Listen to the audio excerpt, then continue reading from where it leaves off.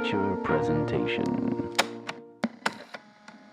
Welcome back to another Untitled Television Review. I am one of your hosts, Matt Rohrbeck, alongside. He's allergic to tomatoes, but he is tomato meter approved, Eric Marchin. But I'm not allergic to fungus, so that's a good thing, right? I mean, we both talked about this before. We're both allergic to penicillin, which is made from fungus. It's So, true. would we survive in The Last of Us? I highly doubt it. I highly doubt it. Eric, today is a long time coming.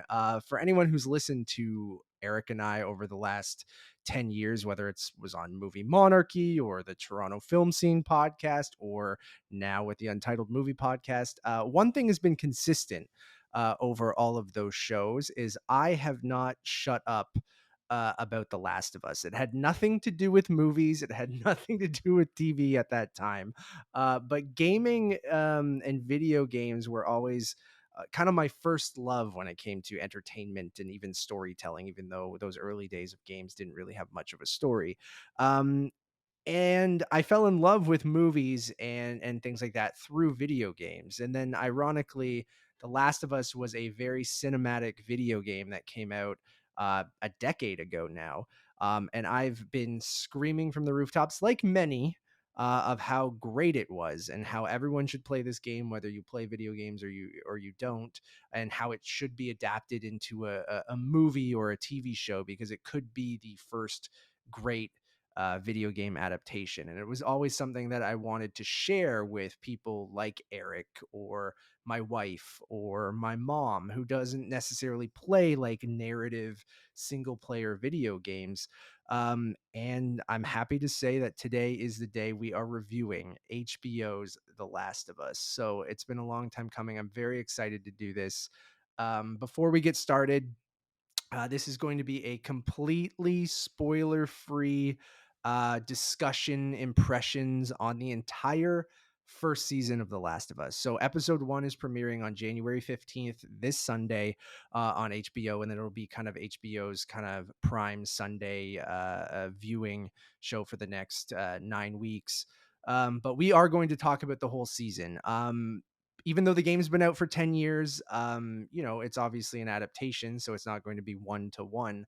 But we're not going to talk spoilers at all. This is just going to be overall thoughts, overall kind of feelings. I want to get Eric's thoughts as someone who's never experienced this story. I think it's going to be a really kind of fun conversation because it's coming at it from two completely different perspectives. Me being a super fan of The Last of Us, who obsessively has played the first game multiple times, is playing the second game multiple times, has fantasized about this moment, not in a weird way, but in this actually being adapted for a very, very long time, and fan casting and how I would do it and who should play these roles and things like that. So I'm coming at it from that perspective.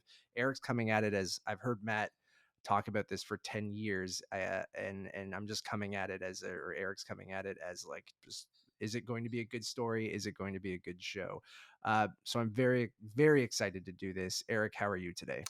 I'm good, Matt. And it also is interesting just talk about it through the perspective of genre and how does it Yeah, sort of you're a big genre guy, so this is going to be yeah. fun. So how does it play with tropes that you're familiar with, but also subvert them in a way that either you're not expecting or finds new avenues to develop certain aspects of characters or storylines that would otherwise seem very standard to the course, but does something a little bit new with it. And you can really tell while watching this show how influential it has been on filmmakers in the last decade, especially people like Alex Garland and Wes Ball and Trey Edward Schultz and many others in terms of their cinematic influences, and then even the game itself. Obviously, from everything from I Am Legend to Stephen King's The Stand to something like Children of Men. I think all of those things are very much influential on the game and on the genre itself, and even obviously George Romero with Night of the Living Dead and Dawn of the Dead. But it's going to be a really interesting discussion as we do get into individual episodes and sort of break things down, week by week. But in terms of an overall kind of just taking it in for that first time, It is a bleak show. But I think, again, we've talked about this before as well. I think it's better to have this air, one episode per week instead of, doing a binge thing, because I think it'd be too much all at once. And it is something that you need a little bit of time to decompress after watching each episode. But The Last of Us sets a new standard for video game adaptations. It's the best video game adaptation ever made, in my opinion. And I think what it Yeah, does so baby. well is the format in which it's telling its story. I think making it a television adaptation instead of a film gives it more breathing room. It allows it to grow like a fungus over time, and you get to experience the world that these characters are living in a way that I think would be a bit more truncated if it was in a film or a series of films even. And this kind of feels like you get the whole experience through these 9 episodes, and very consistent. I mean, there's obviously Craig Mazin and Neil Druckmann are the driving forces here, but the filmmaking and the writing and the performances and just the aesthetic overall feel like they all belong in this dystopian future. And that is something that really does feel singular to its vision. And again, like, it's, I think the main sort of goal of this is to look at how a worldview changes in with the threat of a new obstacle. It's basically fascism versus fungus, and which one is worse. And the question I wanted to ask you, with having Yeah. played both of the games and now watched the show, do you think that The Last of Us is an optimistic series about humanity's survival, or do you think it is one that is ultimately saying everything is over and it is pessimistic in terms of like what is left or what remains?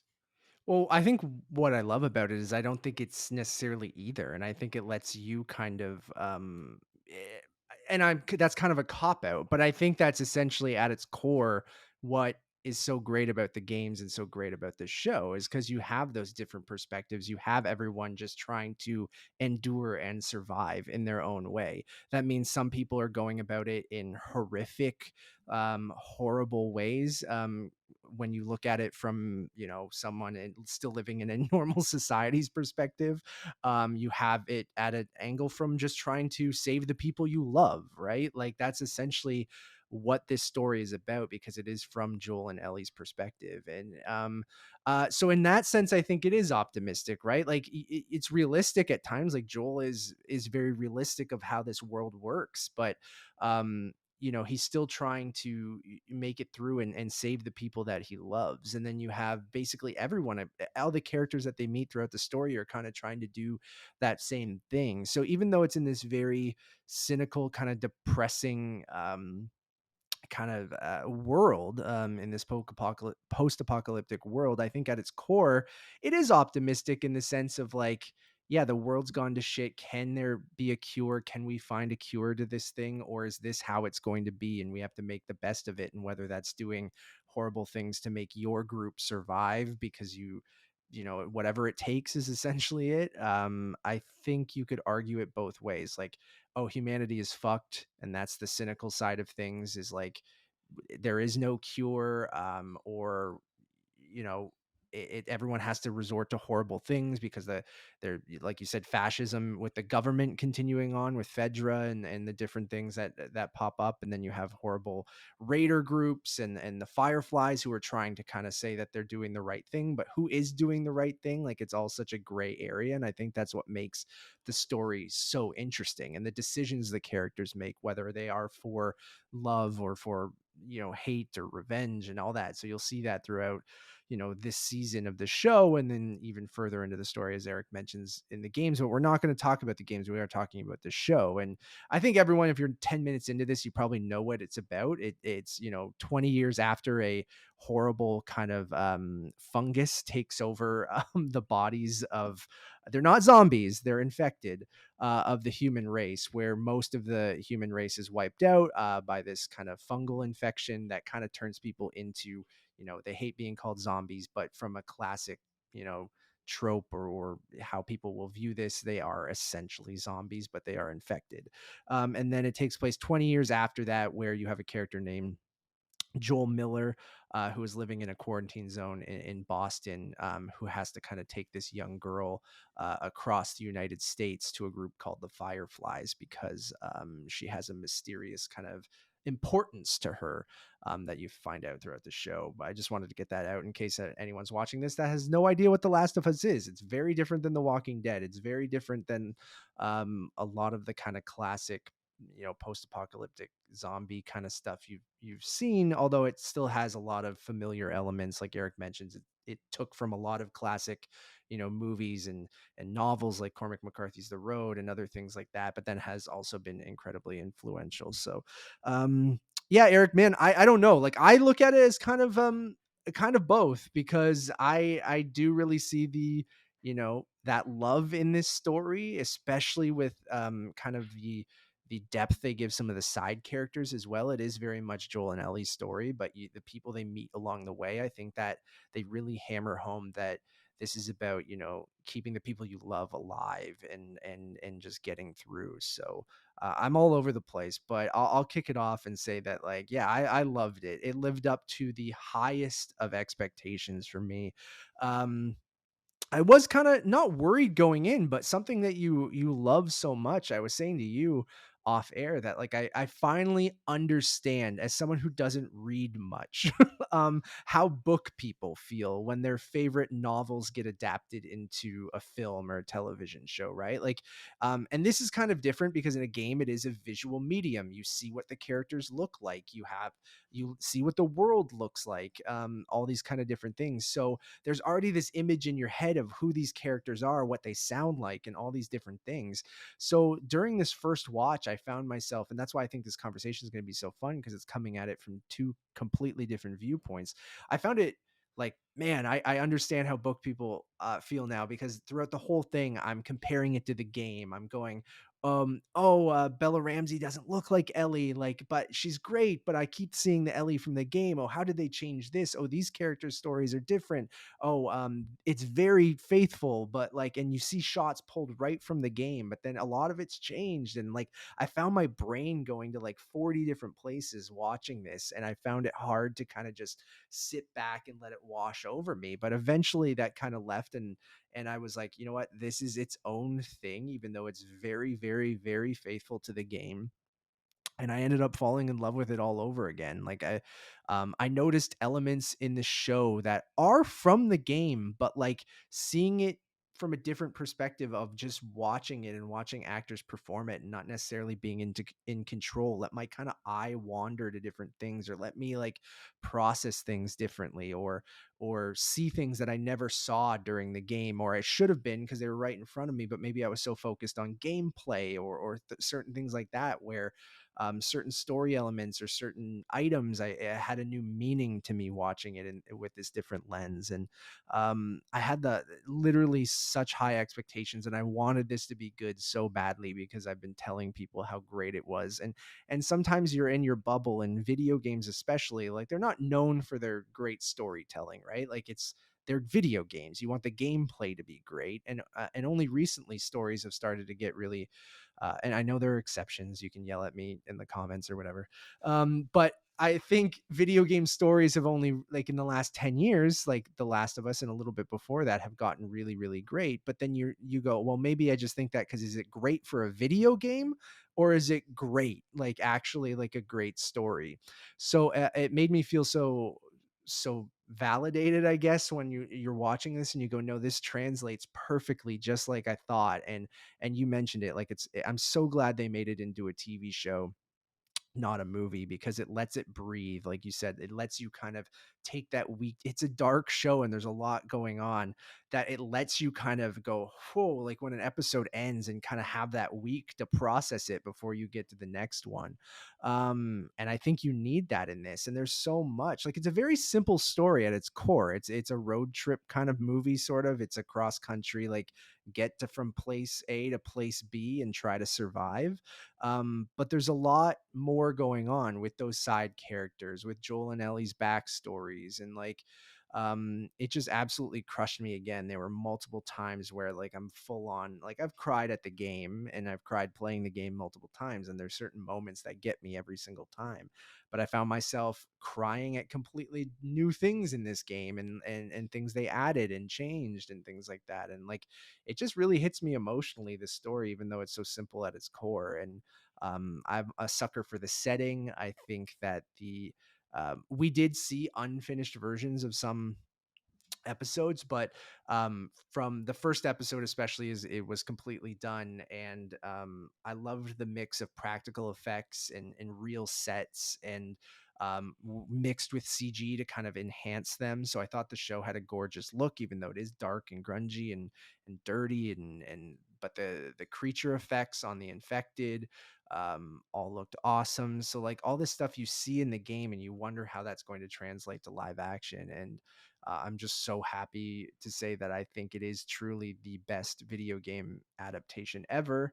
I don't want to go as far as saying it's the first great video game adaptation, because I know people love Arcane, they love The Witcher, a lot of people love Castlevania on Netflix, the anime. So like, there were some things that kind of laid the groundwork for The Last of Us to kind of come in and be this huge HBO show. But um, I'll shut up now and let you go, Eric, because you've already kind of teased how you felt. But like, it lived up to my highest of expectations. And anyone who's like worried about certain things, you hear out of context Craig Mazin say something or Neil Druckmann say something in an interview saying they changed this or the spores aren't in the show and things like that. Like, just watch the show.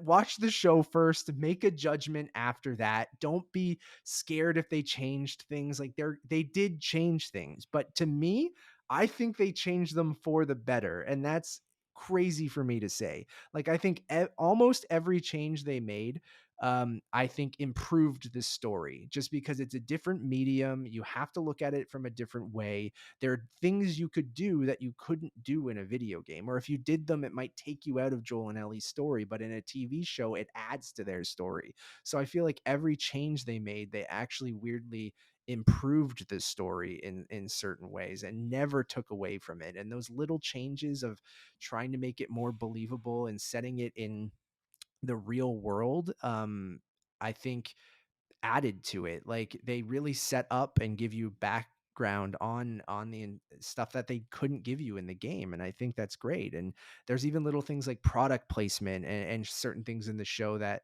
weren't in the game, of like using real world food and other things and stuff like that, that I think, can be kind of eye rolly when it feels like gross product placement. But I think when product placement is done really well, it sets it up in our real world that this took place. So like, certain things like that are changed from the game and added, and even bigger things. So I think it's I've gone on a monologue for 10 minutes, but I think it's absolutely fantastic. Eric, from someone who never played the game, you only heard me yell at it, you've already kind of teased your thoughts. How did you feel about this season as a whole?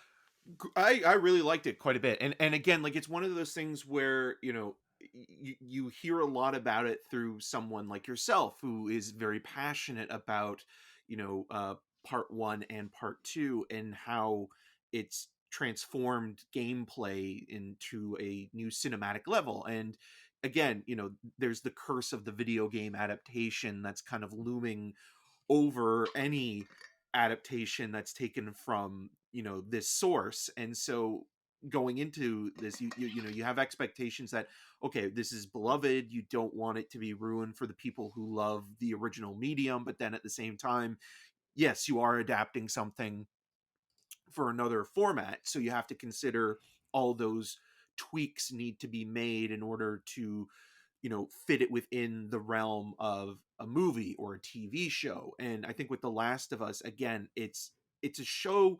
The two things that really become clear as you're watching these 9 episodes, thematically and just structurally speaking, is how time and transportation are the two things that stick out. I think time specifically being how the story unfolds over, the course of 20 years.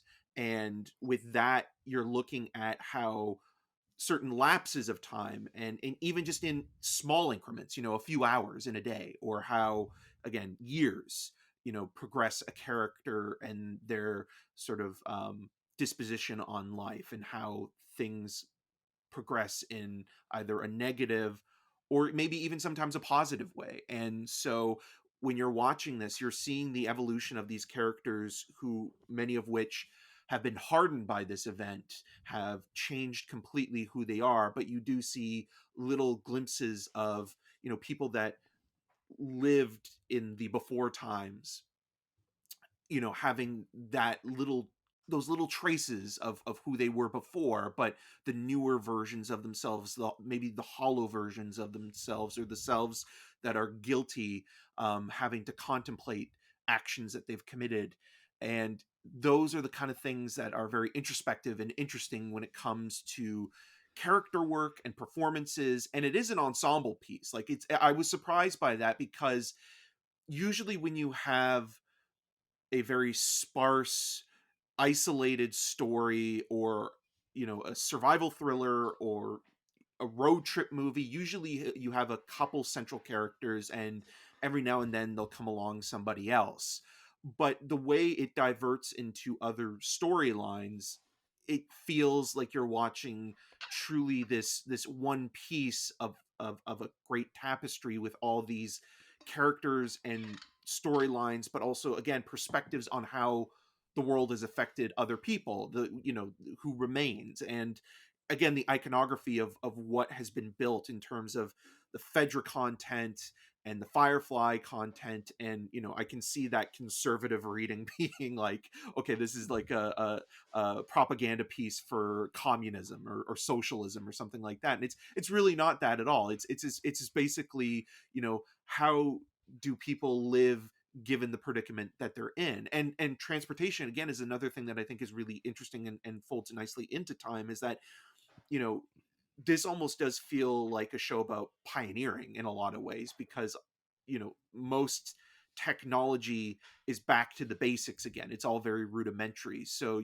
yes, there is electricity in the quarantine zones and things like that, but to get anywhere, you can't travel by plane anymore. You can't even travel by car, and like, in the most kind of convenient sense of the Sure, word. yeah. Yeah, and those are the things that I think, you know in our world, in our day and age, that could easily be taken for granted. And I think that Oh, that's another especially when you're thing. telling a cross country story of getting, like you Yes. said, like a road trip movie or And show, sorry.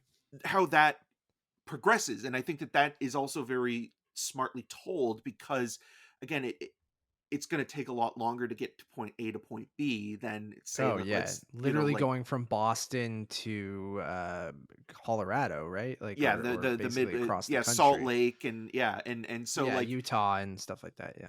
yeah, so those things, you kind of, again, you have to consider. And it doesn't spoon feed you either. Like, it'll mention subtle things here and there, and you'll see changes in seasons and things like that. But I just thought it was really clever and confident in its storytelling, and what it needs to tell you and what it doesn't, and what you ultimately will interpret on your own, of how these characters behave, and how they interact with other people, and the virus itself, or the fungus, pardon me, because it's not a virus. Viral infections are different to fungus infections, but the fungus, and the outbreak itself. And so, again, like, it's just interesting to see how people behave in these environments, and what they have become, and what is worse, the fascism, or the fungus, or what is left, because it just is, it's so broken down. And it's like, you're never going to be able to get back to what it was before, and what it is And now. I think that's really interesting, right? And that's what Yeah. the show's kind of hammering down, of going like, I don't want to, again, it's tricky. We really can't spoil anything in this show, so we're trying to be kind of as broad, paint as broad strokes as possible when it comes to our thoughts. But you mentioned a couple interesting things, and I think that's coming at it from such an interesting perspective, because the time thing in the game, like yeah, it does play a huge part. The story jumps, like it basically, the infection happens 20 years later, and that's not a spoiler. That's what the show's premise is. And then with the transportation thing, it's so interesting because in the game, you take control, right? Like you are playing as Joel and leading Ellie across the US. So like it sometimes you never control, you're never driving. Sometimes there's horseback. I forget in the first game is if there is, but the second game for sure. But like those different modes of transportation are interesting, especially getting across the country.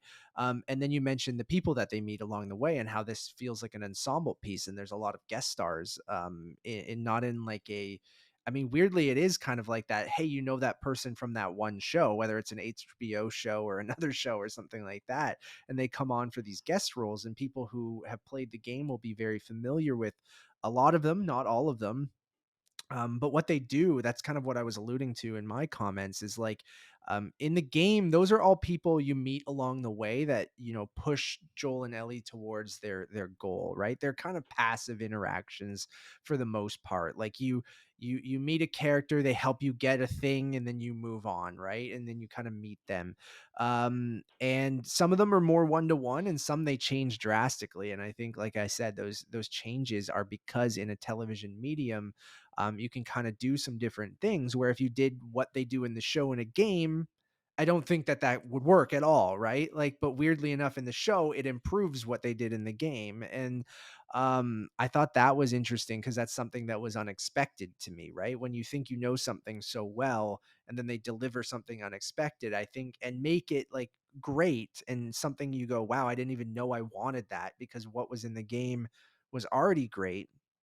And not saying that it's now bad because of what they did in the show. It's just the show is different, but it is also great. And I said improved, but that also doesn't mean that the game one is lesser or worse or anything. It's just that was great and they almost even made it better. So there are those side characters that's what I was really excuse me. Hopefully it's not the fungus. Those Oh no. side characters that I was really surprised with, of being like giving them a lot of depth and showing you backstories and different things like that like I was like, oh damn, this is really really really good. Like, don't get me wrong, like watching it I was like, yo, this is pretty faithful. I really really like this, but it gets to a few moments where, especially when they change certain things and do some different stuff that I don't think they could do in the games, I'm like, oh man, this show is fantastic. Like, it is that HBO quality Sunday night appointment viewing. Like, not just for fans of the games. Like, I genuinely think this will be just a great show for people to kind of, and I love that appointment viewing thing of everyone watching it at the same time, Sundays at 9 p.m., right? Like when HBO is the best place for that. And they're the only ones that I feel like are still kind of doing that, where everyone Sunday night sits down and watches Game of Thrones or White Lotus or whatever, a The Succession or Sopranos back whatever. in the Like day, Sopranos, yeah, like I'm saying more recent stuff, but Sopranos, and like The they are the Wire, kings yeah. and queens of that, where and I think The Last of Us fits so well. And I think HBO was the perfect place for this show because I feel like it has that top quality. Like, they'll spend a lot of money to shoot this on location, shot in Calgary. So there's some CanCon there, which I think is awesome. On the casting, I want to go a little bit into that. I think Pedro Pascal absolutely rocks it as Joel. Like, he's perfect. And I think the entire cast um, is great. And at times I found myself like, whoa, like when um, it's Diego Luna. No, or is it? No, Gabriel I keep Luna. getting them mixed up. Gabriel Gabriel Luna. Luna. Diego Luna is in Andor. Yes. um, Gabriel Luna as um, Tommy. as Tommy, when he walks in for the first time in that first episode, he sounds like Tommy from the game, and it threw me off. And like, so you get these people they're not necessarily doing impersonations or anything like that, but you can tell like Pedro Pascal is doing the Joel kind of in his inflections and things like that. He still sounds like Pedro Pascal, but he's doing that kind of Texan accent and stuff like that, and absolutely rocks it. And I think people with Bella Ramsey as Ellie, like, Ellie was already kind of like, people said it was based off of Elliot Page, or people I thought always from Booksmart would be great. Caitlin Deaver. Caitlin Deaver looks and sounds exactly like Ellie, and they even talked about how they she did a table read, but she kind of aged out of the role because she's in her mid to late 20s, right? So I think when Bella Ramsey was cast, because she doesn't look or really sound like Ellie from the games, people were a little skeptical, and I will admit I was one of those people.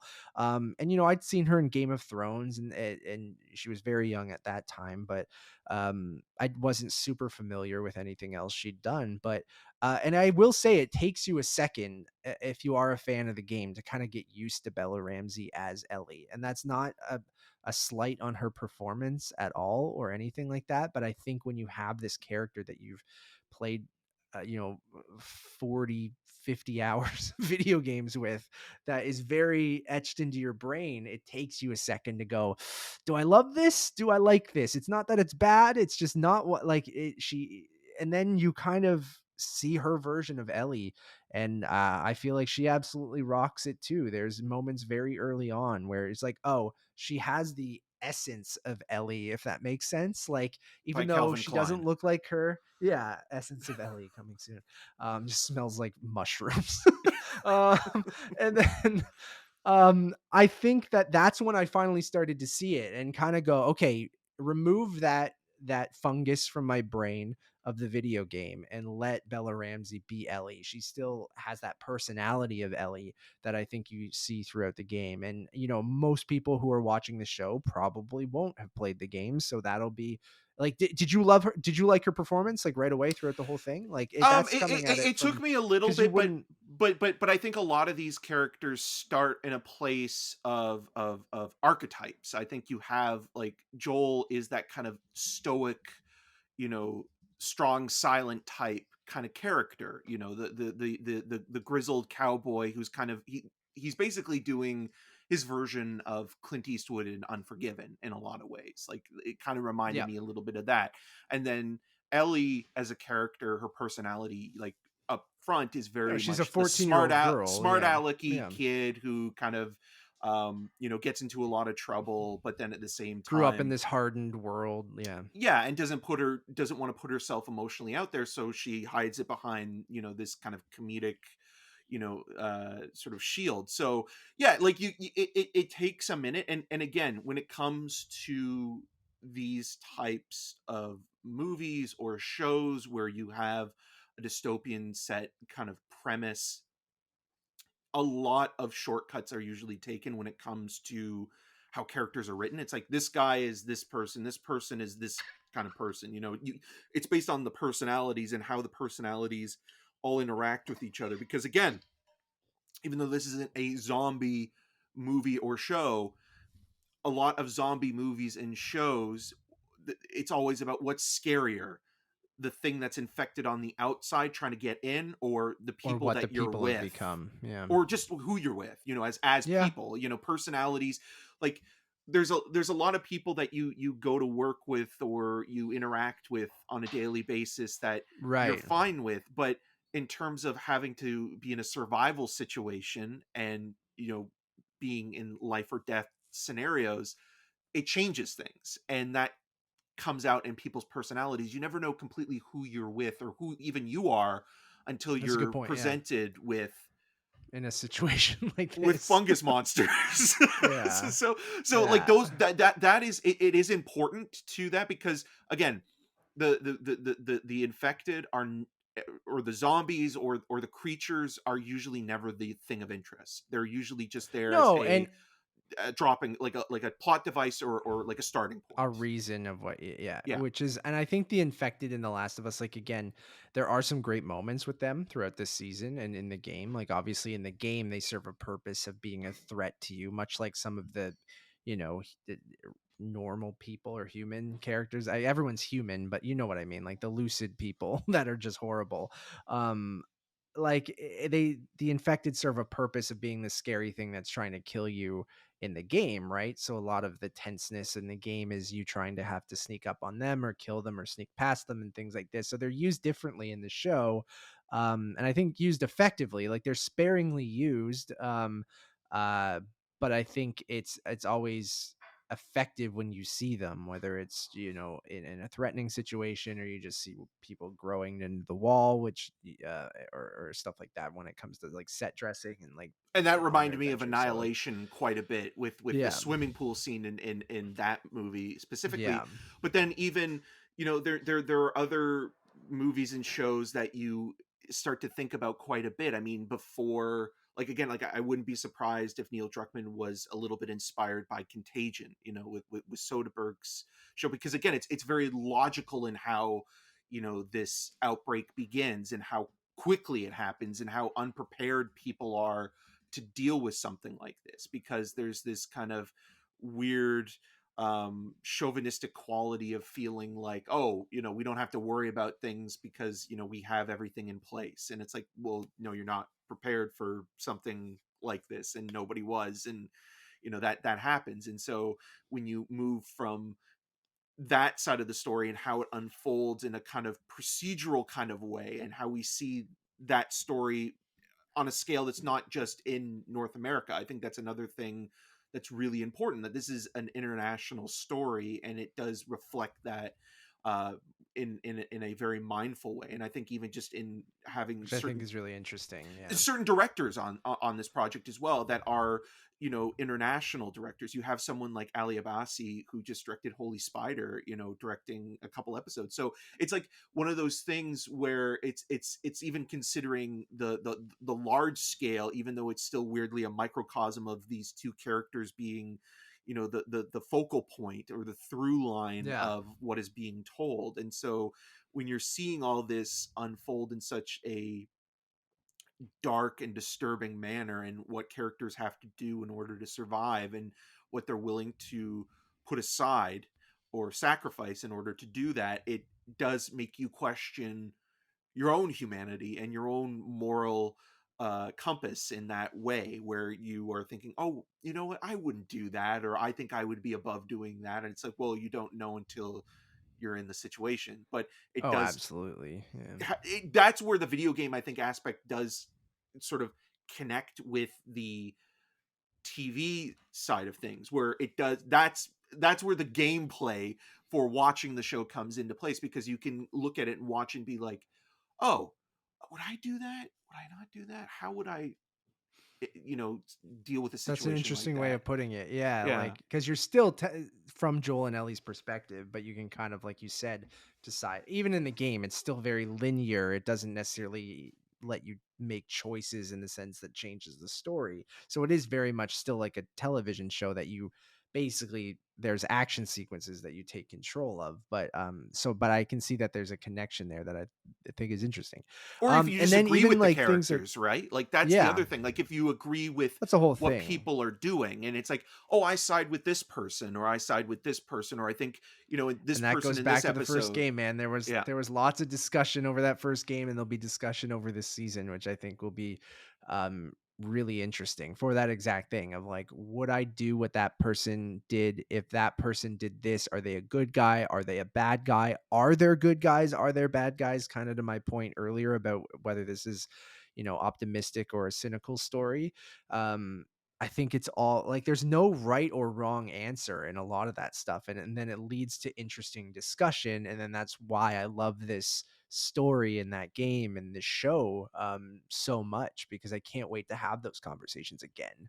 Right. Like with people who I didn't have them with before, and get their perspective on, because again, this is a situation. I think that's why we're kind of fascinated with that kind of post-apocalyptic setting, right? Because I think, mind you, what we've gone through the last couple years, it kind of hits too close to home at points, but like, which makes it even more dark and disturbing and unsettling. But it does put you, I think, why I love the genre or subgenre, whatever you want to call it, or setting. And I think is because of that. Because for what you just said, Eric, you think about what would you do? Would you eat Chef Boyardee that was 20 years old, or would you not? And like things like that. So again, that's why I love this show. I want to give a shout out to some of the actors that came back from the game, like Merle Dandridge plays Marlene in the game, and she also plays her in the show, which I think is awesome. And she obviously is very familiar with the role and does a great job again.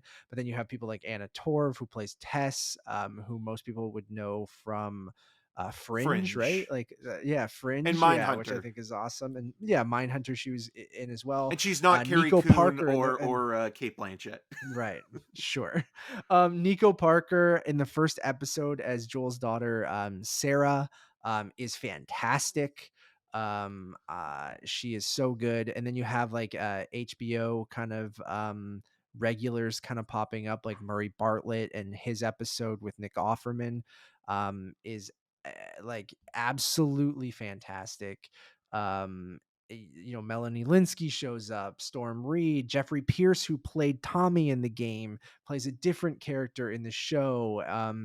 And I almost forgot, I didn't even realize it was him until much later, where I'm like, oh my God, that was the guy who played Tommy. How they use like Troy Baker and Ashley Johnson, who played Joel and Ellie in the first game. They have like legitimate roles on this show, and how they utilize them, I think, is perfect. And isn't just that kind of Nolan North popping up in Uncharted Oh, God. moment, right? Like they give them real characters to play, and it both like, and I think that's Canadian legend Graham Greene, right? Yep. That's how he's introduced Shows everywhere. up. And I hope so. Like, that's introducing Canadian legend Graham Greene, like a scene stealer as well, man. And like, so bringing back to that ensemble of what you talked about, Eric, like I was just so shocked because it is a very, focused, simple narrative between, Joel and Ellie going across the United States, but all these people they meet along the way and how they go about this really awful situation everyone's in is It's about the sometimes the most friends and interesting foes we meet stuff. along the way. Yeah, um, really though. And like, Lamar yeah, Johnson, man. I think is awesome as Yes, well. And yeah. the other performance that I think we'll talk about quite a bit in when we get to it is Scott Shepherd.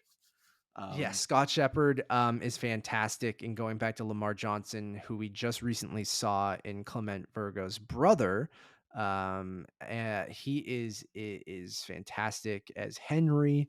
Um, and yes, you mentioned Scott Shepherd, and I think can't wait to get to that point so we can talk about his performance some more as well. Yeah, man. Anything else? I want to say Gustavo Santaolall's score is fantastic. He actually did the score with another gentleman that isn't listed on. Did you write down the oh other God, person's let's name who see did if the I did. score with I him? probably didn't. Um, Uh, well, you stall and I'll all right, find it right now. all right. But I'm because I'm like the looking this score up. is ripped straight from the game, you can tell like they probably didn't even have to re-record a lot of the music. And then they also did additional music, which I thought was originally going to be with the person that collaborated with him on part two, but I believe um, it was someone else, which I will find if Eric doesn't have it. I do not have it, but in I'll, terms of I'll the find music, it, I think but the soundtrack as yeah. well is really important Oh because yeah, that's it. Yeah. you do have a lot of music that I guess some people will kind of consider it like almost doing the Guardians of the Galaxy thing a little bit, where it's taking familiar songs from certain eras and even using cover versions of them at some points. I think it works well for the tone of the show and the disparity and the depravity and just again the overall kind of bleakness of it. And when you're watching a show like this, if you end it on a certain song or have a song that plays at a certain moment, it can really make or break. Like people don't realize how An important, episode or an ending or yeah. yeah, a needle drop is, or even just sound design is, especially for horror. Like another thing that like a lot of people I think will look at this and be like, oh, this reminds me of that, is A Quiet Place with the clickers Yeah. specifically. I think like Yes. you can tell that the Becks and Woods script for A Quiet Place was very much influenced by The Last of Us, and you can see that as well. So um, yeah, it's going to be one of those shows that'll be very interesting. That like, how will the video game community, Hmm. meet with this? How will fans of the genre, will they enjoy it for what it is? And again, like, the one thing that we'll probably be talking a lot about as well is that it's not The Walking Dead. No, not at all. It's 10 times better. David Fleming is the other gentleman's name. Yeah, so he blends the art, the pre-existing score Score. beautifully, and then expands upon it when it's needed. And again, it's also very sparse. Like, there's not a lot of it, but when it's used in the right moments. It's not afraid to be quiet, which is another thing that I think is important about a show like this, is that you don't always need to have music or sound to fill a scene. You can have silence. Silence is just as good as any sound, and sometimes that's even more frightening when you need to use um, audio in an interesting way. So there's a lot going on here, and there will be a lot to discuss in the coming weeks, as we actually will be reviewing every episode and breaking it down. Yeah, And we're gonna try to. Yeah, that's a good point. And before we get into that, I will read. I'll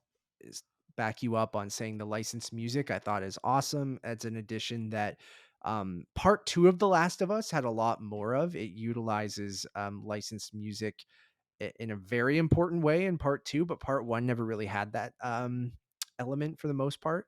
Um, that element. and I think that Ah, um, and that kind of goes to my earlier point about like product placement and things like that, like really kind of putting you in the real world, in air quotes I'm using for people who are listening. Like, um, video games, I guess, whether it's budget reasons or just they can kind of get away with it more of using kind of, what we always mention is like you go to a soda machine and it just says cola or something like Moke. that, right? Like generic, yeah, like some generic Like, The kind of name Simpsons of did that things. really And well with um parodies, right?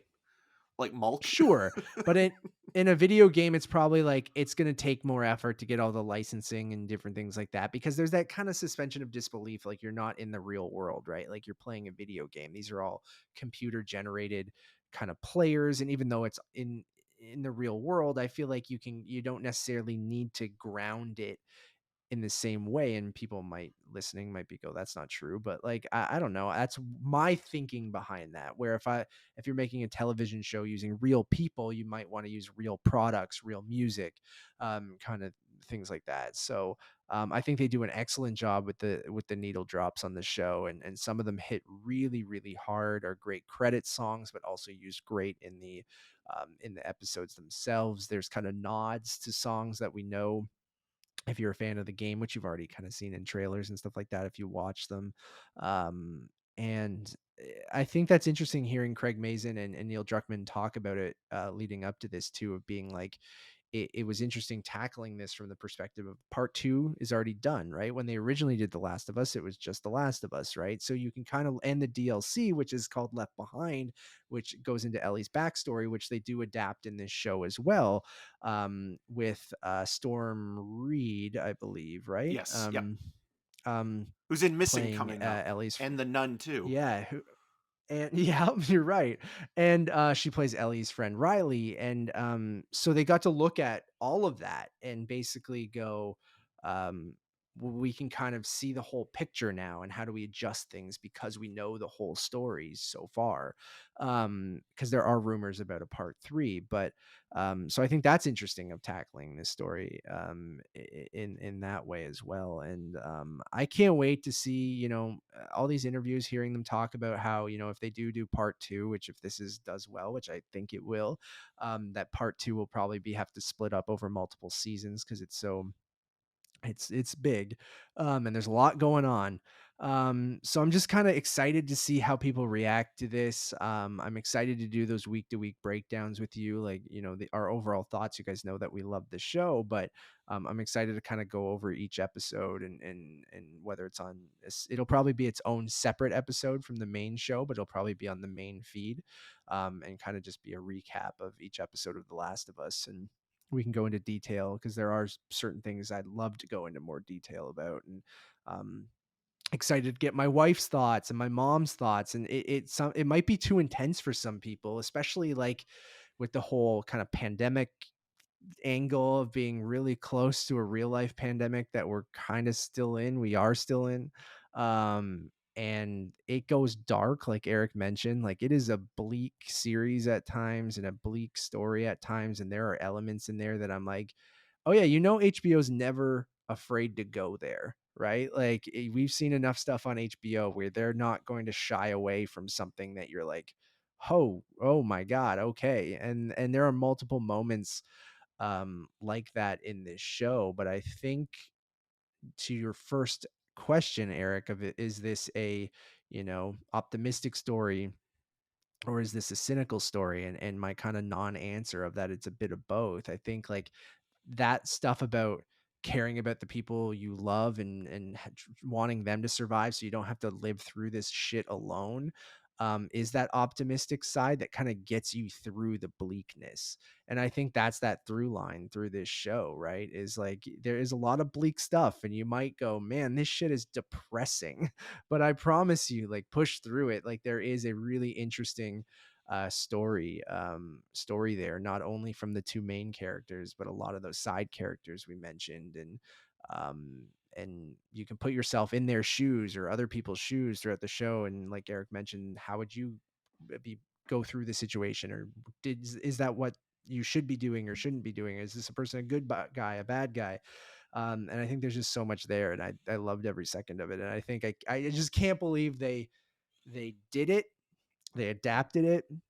They got the right people to do it. They included the creators, which is an important part of this. Like, Neil Druckmann was a huge part of the making of this The show. He Druckster. directs an episode. He directs an episode. He wrote most of it with Craig Mazin.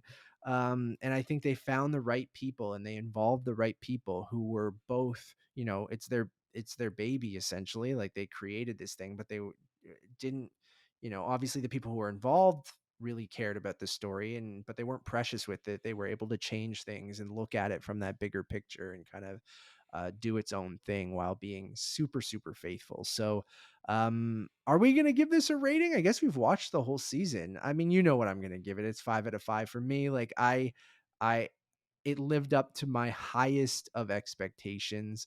I cannot wait to watch it again. I think that's really telling for a show that is this bleak. So I think that optimism maybe wins out, because I love the story anyway, but like, I wanted to immediately watch it again. And I can't wait to watch it week to week with everyone and see tweets and how people feel. And I am curious, again, Eric, to your point, and I'll let you sum up your thoughts of how those different audiences will react. Gamers are notoriously sensitive and notoriously hate Well, change and entitled and notoriously, like, possessive, right? yeah, a lot of them, not everyone, but there is a very vocal group of gamers that that aren't are a little toxic. And we saw that with Last of Us Part 2 when it came out.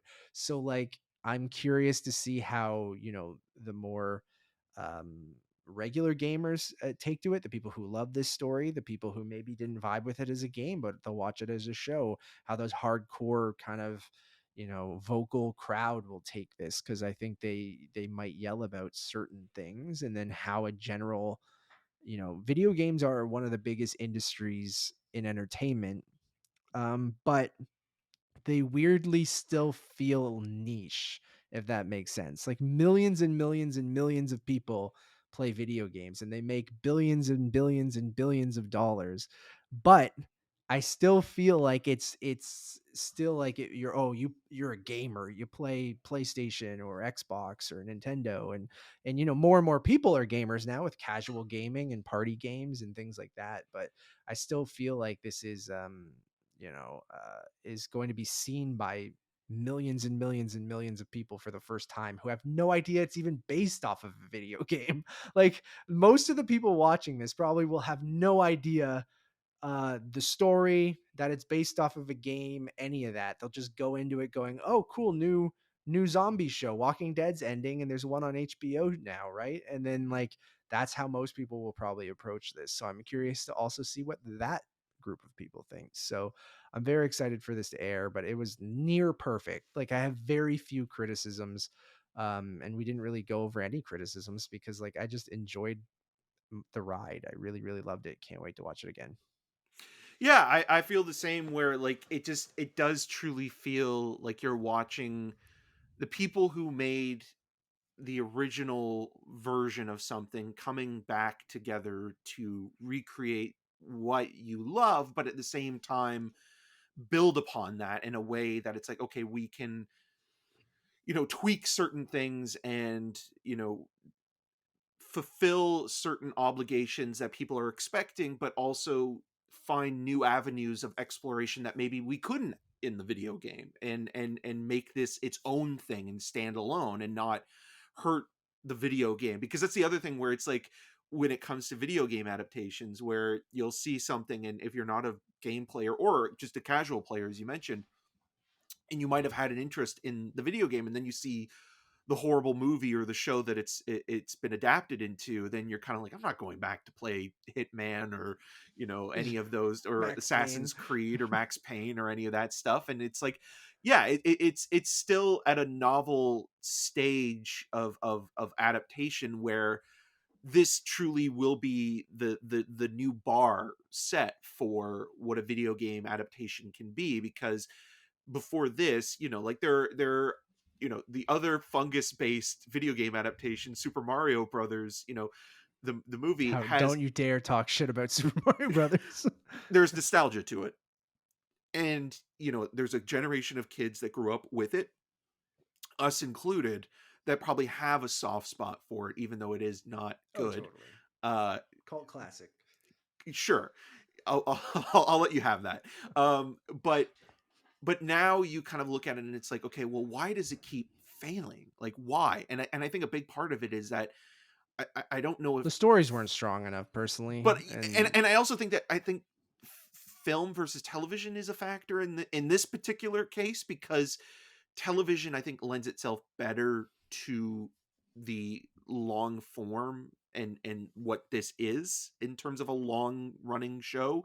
And it's not a long running show in terms of like, it's not going to be like, Neil Druckmann and Craig Mazur have made a point saying it's not going to be 10, probably 12 three, seasons. 4 seasons maybe, right? Yeah. Yeah. And so when you're watching something like this, you understand why it is 9 episodes and not 2 hours and or 2.5 hours. Like, I think if we got the film version of this, the Sam Raimi either directed or produced version of this, it probably wouldn't have had the same impact, and it probably would have been more watered down and diluted, and just kind of like, again, a typical horror More movie. action, less Yeah, make it character focused. sexier. Yeah. Apparently, like, that was one of the things That that was Sony wanted. So go figure. But yeah, it's just like I think, like, to me, like, even though this is closer probably to being a more faithful adaptation than what I'm going to compare it to in terms of like the HBO stuff, but it almost reminded me how I felt with watching Watchmen, where that movie adaptation didn't work, even though it's a fascinating failure.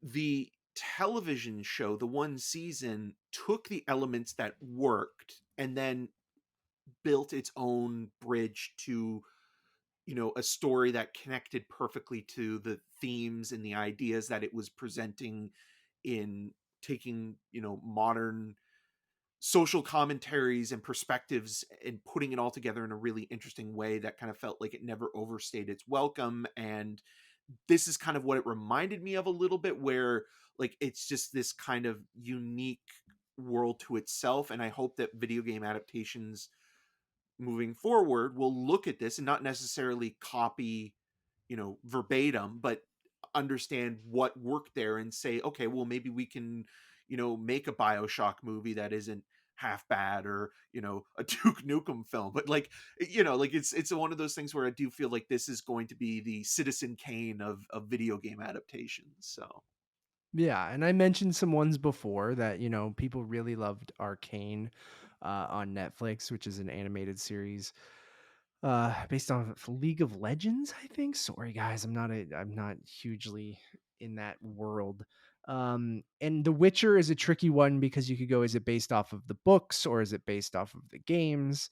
And then Castlevania being an anime, I know people like quite a bit, but I feel like this is the most mainstream kind of thing we've gotten, and the first one on a huge scale that sticks the landing and is as good as its source material, arguably better.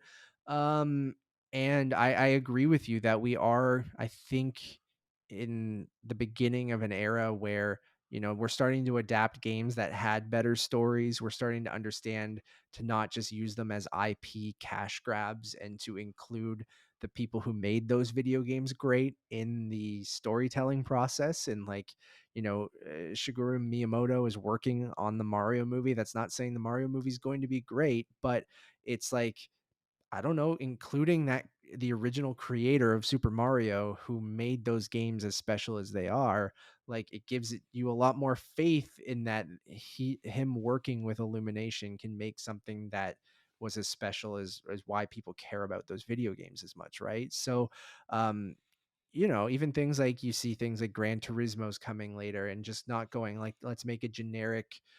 Not saying that that movie's going to be good either, but you start to see like, okay, how can we approach these from a different or interesting angle of going, oh, there's this really cool true life story about Gran Turismo that we can do instead of just this generic, like, like Need for Speed, right? Like with Yeah. Aaron Paul and Michael Keaton and like you instead go, okay, how do we approach this like correctly? And I think they're being a little bit more thoughtful with them and including those creators of those things. And you know, Naughty Dog's not perfect either. Like we got Uncharted last year, which felt more of the, you know, former rather than the latter. But even though it was like trickling towards the latter, where it's like, okay, we're involved, but are we? And you're like, it's sort of, it's young Nathan Drake. It's different than the games, but then it's similar to the games. And um, we're getting closer and closer. Even Sonic the Hedgehog and different things like that. Detective Pikachu. They were always like, you guys are almost there. Like you're almost there, as I mean, not in great, but like in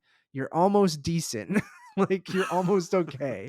Which is a huge step from what all those other things that you mentioned, right? And some of them I love. Mortal Kombat, Super Mario Brothers. There's tons of video game movies that I, because of nostalgia, or they're just fun to watch with a crowd, or are interesting, or have one little nugget that is kind of an interesting thing that led us to the place where we're at now.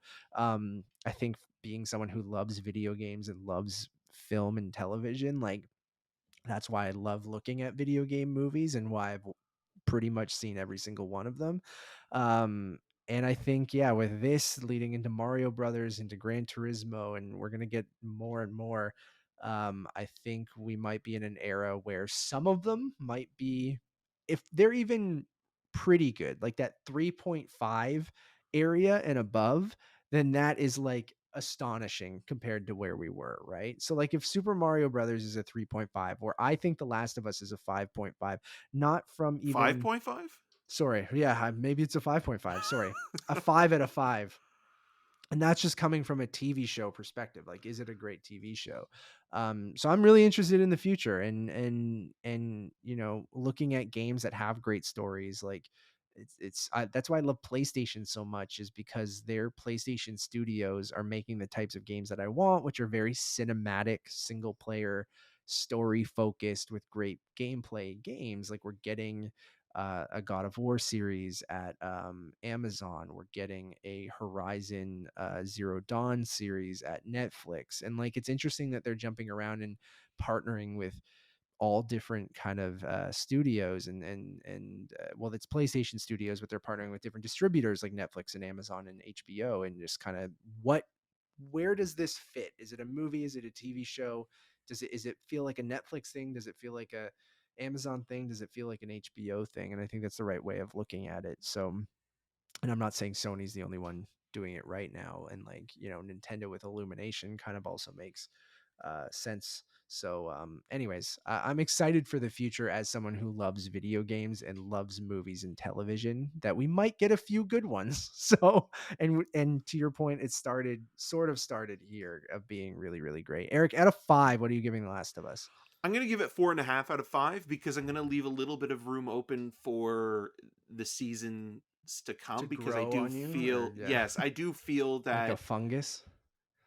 what is ahead could even be better or more special in terms of what it could do if it pulls it off. But I think what we have here really is the beginning of saying, or retiring the video game curse, and saying that all video game adaptations are bad, because Are this going to truly be does bad, yeah. feel like this is the first step in the right direction, and it's a great Love step it. in the right direction. So Love it. We'll be doing episode breakdowns week to week as much as we can. I am going away on vacation in February, but maybe we'll pre-record those since we've seen the whole series now. So thank you all for listening or watching. Happy New Year to you all. This is officially our first review of 2023.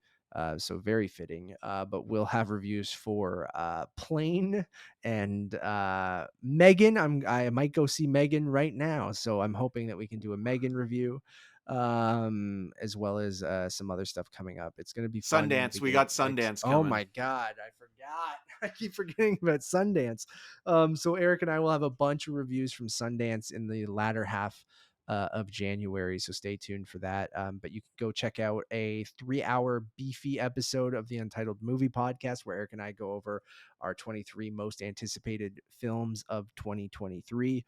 But we talk about the entire 2023 film slate, essentially, of what's What we coming out know this of, year. And then, like even stuff that yeah. doesn't have a date as of yet, but there's we even mentioned there's a lot of stuff that we probably don't even know that's going to be really good or interesting, because again, like, who could have predicted RRR After Sun, Oh, absolutely. I a, can't wait to a, see a what year kind of comes out from, of nowhere. yeah, from now. So yeah. And then we also did our best films. Speaking of RRR and After Sun, our favorite films or best films of the year, which was the episode before that on Untitled Movie Podcast. So go check both of those out. One stop shop for everything is over on Letterbox, which is Untitled_movies. That's where you'll find all of our reviews and podcasts. That's probably your easiest spot for that.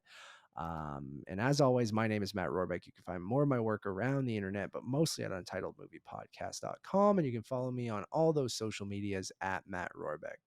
And I'm Eric Marchand. You can find more of my video reviews on rogerstv.com/cinema scene, and on all those social medias at EM6211.